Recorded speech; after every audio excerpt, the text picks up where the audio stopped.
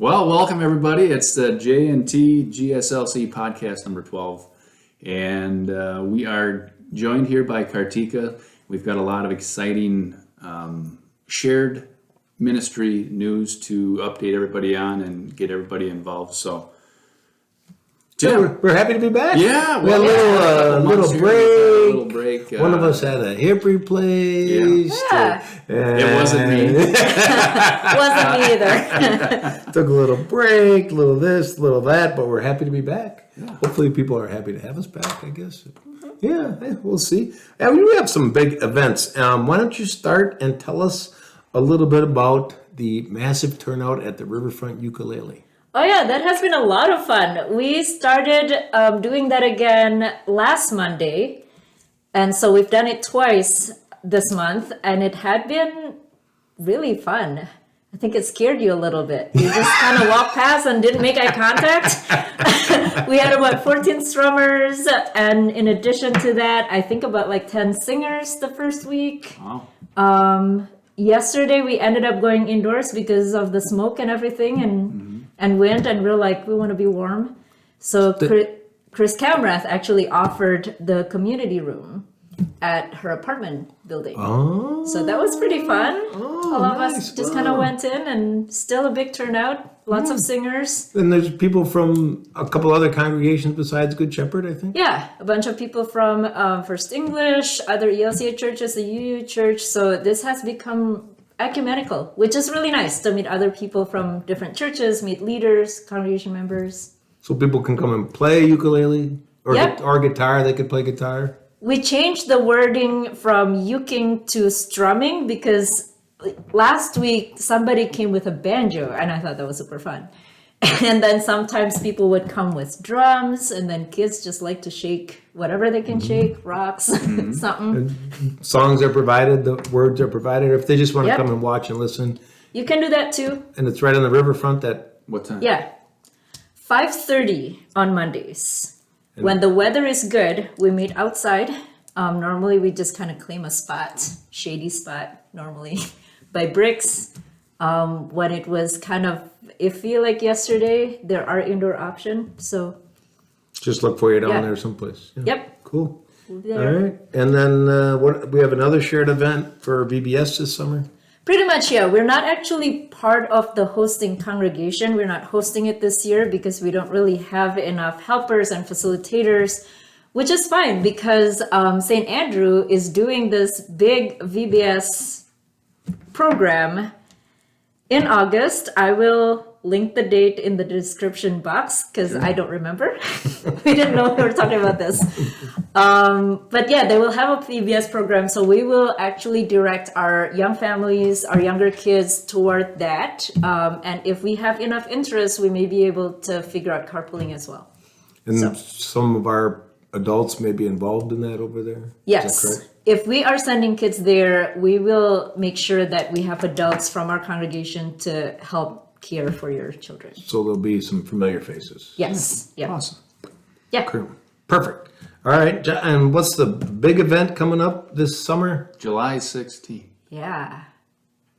Is that it? All right. Goodbye, everybody. So who wants to tell us a little bit about that? Well, I mean, this is, I guess, been in the works for a little while now, over a month, I guess I would say. And there's 8 congregations in the Wausau, Rothschild, Mosinee, I think, is represented as well. So 8 different congregations getting together at the Rothschild Pavilion for a shared worship. Yep. So where's the Rothschild Pavilion? Well, that is over by The Aquatic Center. And It's where 29 intersects with the Old- river and Yeah. right in that area down there, right? Like the old Grand Ave. Right. Right. 1104 Park Street is the address, but it's kind of off the main Grand Avenue, about a block, kind of right down in that area where 29 hits Grand and hits the river, right? Just north of the paper mill down there. Right? Yeah. Behind St. Therese. Yeah. If you're a behind St. landmark Therese, person. right, behind St. Teresa's. Yeah. South of the country club. Yeah. Yep. Yeah. Right. Okay, down in that part of town. And what time? So it's a 10:30 service time. So we will not be having service at Good Shepherd at 9 o'clock. Everything's going to be there. We're not having it at any time at Good Shepherd. Then. Correct. Not 9 o'clock. Not 9 o'clock. Not No 8 service o'clock. here. It's Yeah. all our, everything's going to be at the pavilion At 10:30 on July 16th. and it'll be a kind of a typical service as far as about an hour of worship time. Special followed by music? other stuff. But yeah, Kartika maybe can elaborate a little bit.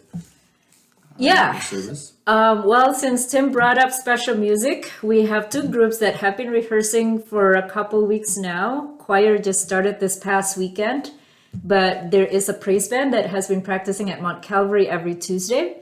Not too late to join. If you want to join, come talk to me. It's so much fun. We haven't really had a praise band of like 18 people playing all kinds of different instruments.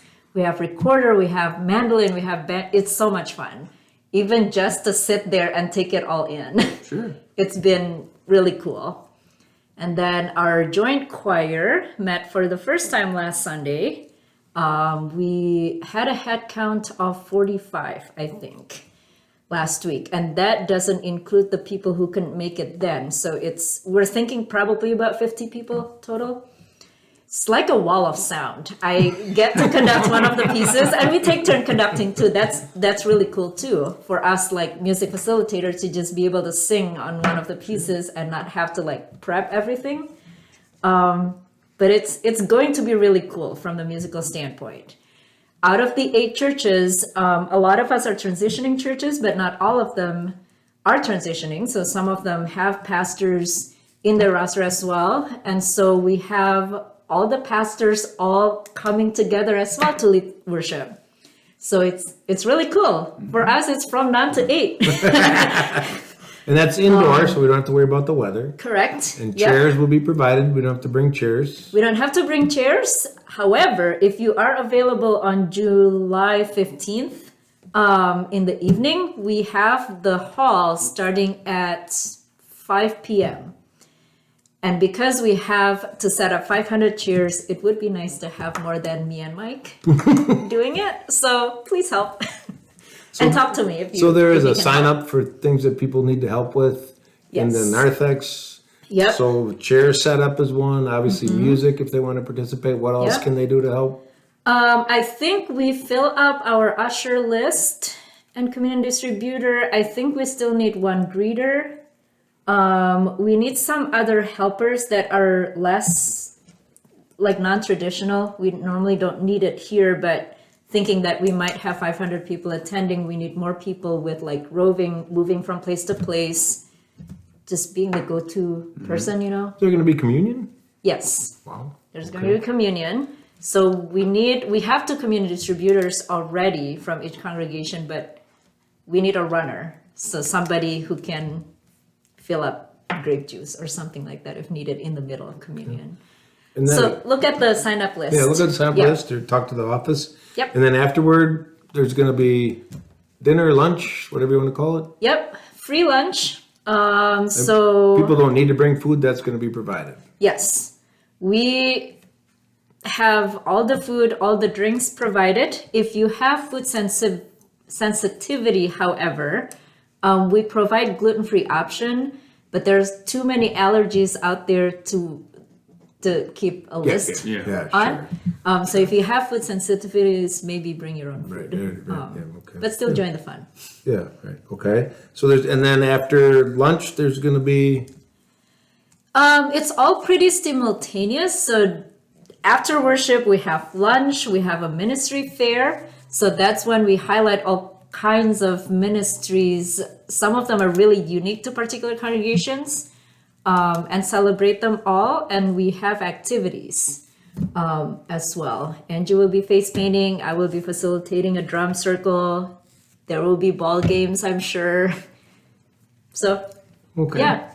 So be okay, very spontaneous. So Yeah. certainly most of the morning and into the early afternoon, there'll be stuff to do. Yeah, Yep. I think things will probably wrap up around 1 o'clock or something. So it's not Yep. an all-day event. You don't have Correct. to get scared away by that. One thing I do want to mention as far as offering, we'll have offering. just like we would at Good Shepherd. If you have, our little envelopes would be good to have that so that it's designated to Good Shepherd. Any, I guess, free will offering will just kind of go to essentially kind of like a noisy offering. So kind of same as usual. And you don't have to make a reservation or tell anybody you're coming. Just Show up. Just show up. Bring your family. Bring your friends. Okay. Yeah. I think it sounds like fun. Yeah. Yeah. Well, and then there's always cleanup. That's not always the right. fun part. We need help with that too. With every big, celebration, there's always volunteers needed, and there's always cleanup. But that's where I come into play. I like that. You like to clean up? Mess up. Get out of here. I'm cleaning this up. So that's great. So we have ukulele every Monday night. We have VBS in August. And Sunday, July 16th at 10:30 a.m. at the Rothschild Pavilion. We're going to have a big crowd and make a joyful noise. Yeah. Yeah, Right? it'll be loud. Hopefully we'll see all of you there. All right. Yeah. Thanks, everybody. Thanks, everybody. Have a good summer.